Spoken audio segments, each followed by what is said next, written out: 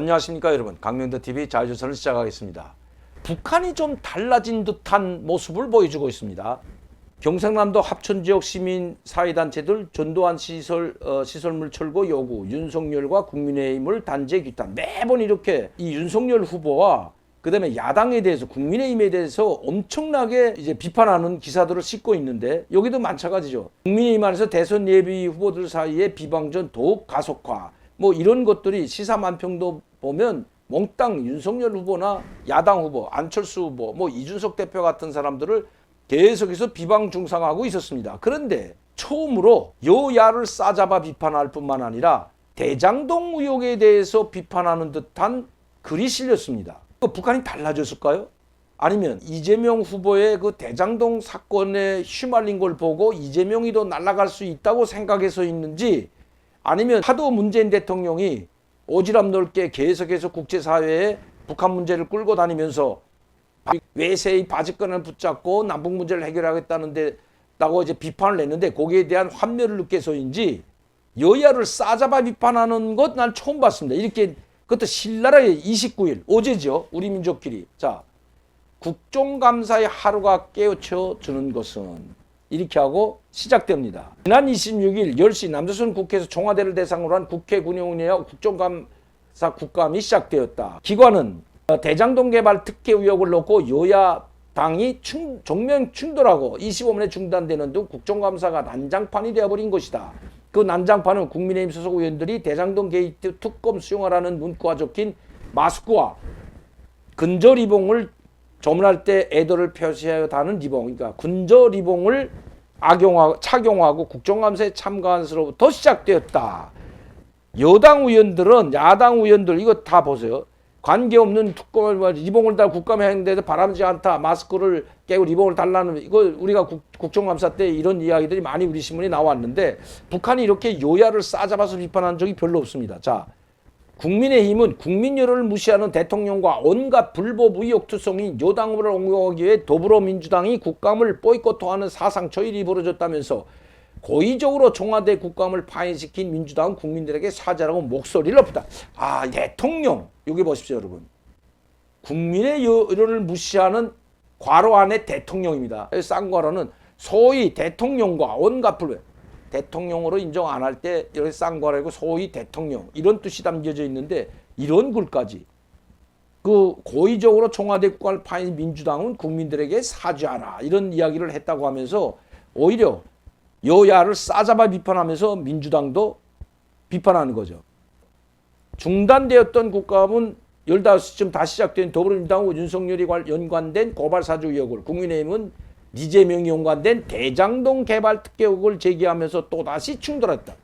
청와대를 대상으로 한 국정감사는 대장동 싸움판으로 되어 중단과 설전이 이어지다가 자정을 넘긴 27일 새벽에 15시간 만에 가까스로 끝나게 되었다. 실로 경쟁만 일삼 정치 시종배들이 실상이 그대로 드러난 하루였다. 이 하루를 보면서 남조선 인민들이 과연 무엇을 깨달았겠는가. 그러니까 이 대장동 여야, 이 이재명 후보도 신랄하게 비판하고, 또 이 고발 사주라는 거 제기를 했다고 하는 이 윤석열 후보도 신랄하게 비판하는 그런 내용입니다. 예전에는 이런 글을 쓰지 않았습니다, 여러분. 그 왜 갑자기 북한이 달라졌을까요? 아니면 윤석열 후보도 좀 이제는 지켜보려고 할까요? 대장동 개발 특혜 의혹을 둘러싸고 대립 격한 남조선 여야 당들, 이 제목이 나와 있죠. 이런 것도 이제 싣고 있다는 겁니다. 그전에는 계속해서 윤석열 후보만 때리더니, 여기도 남조선은 여야, 여당, 야당 할 거 없이 대통령 선거 전망으로 소가리를 하고 있다고 평가. 이런 건 싣질 않았습니다. 항상 그냥 국민의힘에 대해서만 이렇게 신랄하게 비판을 해왔는데, 그게 점점 나약해지고 여야를 싸잡아서 비판하고 있는데, 경악스러운 상황은 잔돈 이야기를 듣고 윤석열의 선거조작, 홍준표 후보의 망언, 막말 목록 작성 발표, 홍준표의 선거조작, 윤석열 후보의 실언, 망언 목록 작성해서 이렇게 글을 싣고 있는데, 윤석열 후보에 대해서, 홍준표 후보에 대해서 뭐 선거 조작했다느냐는 이런 걸 지금 2개밖에 싣지 않는데, 예전엔 엄청 많이 실었습니다. 자, 이게 메아리고, 통일 메아리도 마찬가지입니다, 여러분.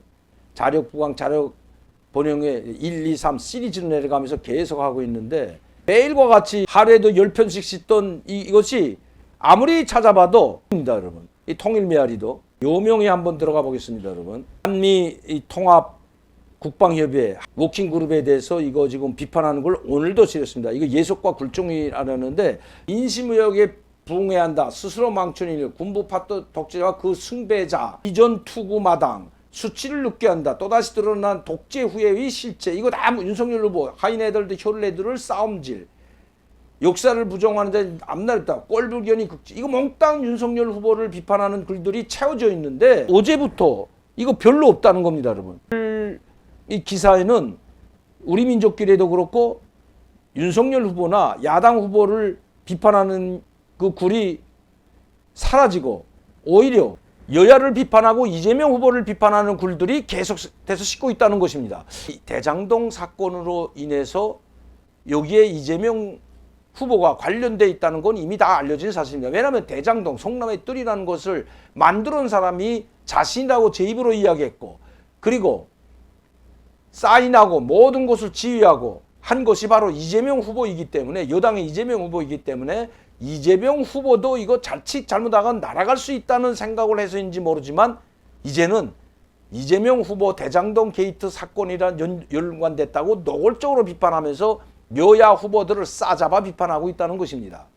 예전에는 그냥 제가 한번 이걸 종합을 해가지고 여러분들께 얼마나 윤석열 후보와 야당 그리고 안철수 후보 또 야당 후보죠 싸잡아 비판하고 있는지에 대해서 여러분들 제가 이미 선거에 깊숙이 개입했다고 할 정도로 북한이 일방적으로 야당 후보에 대한 공격의 수위를 높여갔는데 어제부터 그리고 오늘에는 윤석열 후보를 비판하는 글이 별로 없다는 것입니다.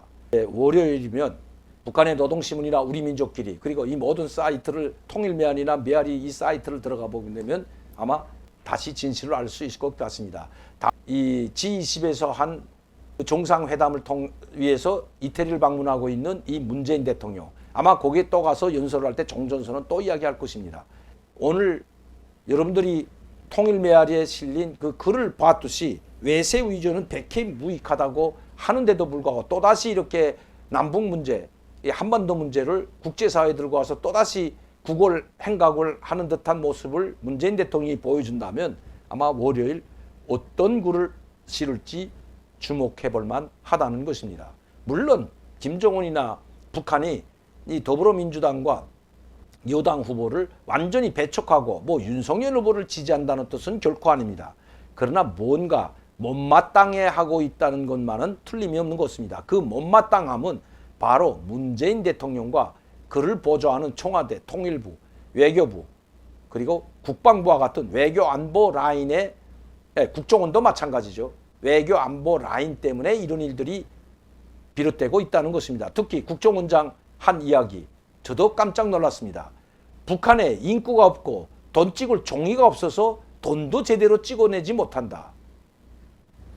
여러분 지금 북한에서 찍어내는 돈과 잉크는 중국에서 수입하기 때문에 아직도 배가 예전부터 국경은 봉쇄됐지만 한 달에 한 번씩 약 2, 3만 톤급의 배는 계속해서 다녔던 겁니다. 지금은 예전에는 한 달에 한 번 다녔지만 지금은 한 달에 2번 내지 3번 다니는 정도로 그 횟수가 좀 늘었다 뿐입니다. 중국에서 돈 찍을 종이와 잉크도 주지 않을까요? 북한 원화를 찍어내는 잉크와 돈은 바로 중국에서 수입한다는 것 국정원도 알고 있을진데 북한에 모멸감을 주기 위해서 그런 건 아니라고 생각되지만 어쨌든 김정은이 기분 나빠할 돈 잉크와 돈 종이가 없어서 찍어내지 못하는 형편에 이르렀다고 이야기한 국정원장 북한이 이 소리를 듣고 그래 우리 맞아 돈 찍을 잉크도 종이도 없다 이렇게 받아들일까요 여러분? 얼마나 열받겠습니까? 국정원장 박지원 원장님 참 잘한 것 같습니다. 그러나 그런 이야기를 하면 할수록 북한에 굴고 부스럼되는 그런 이야기를 하면 할수록 김정은은 점점 더 열받고 있다는 것 잊어서는 안 될 것입니다.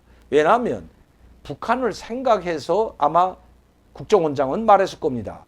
이렇게 돈 찍을 잉크도 없고 종이도 없다. 이렇게 불쌍한데 우리가 도와줘야 된다. 국제사회가 도와줘야 된다는 취지로 이야기한 것은 틀림없지만 듣는 사람은 그렇게 듣지 않는다는 것입니다.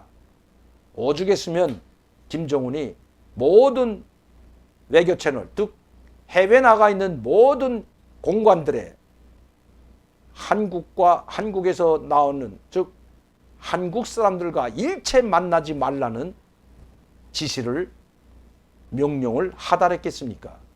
국정감사의 하루가 깨우쳐주는 것은 여야 후보를 비판할 뿐만 아니라 대장동 게이트라는 말까지 하고 있는 북한, 문재인 정부에 열받긴 받은 것 같습니다.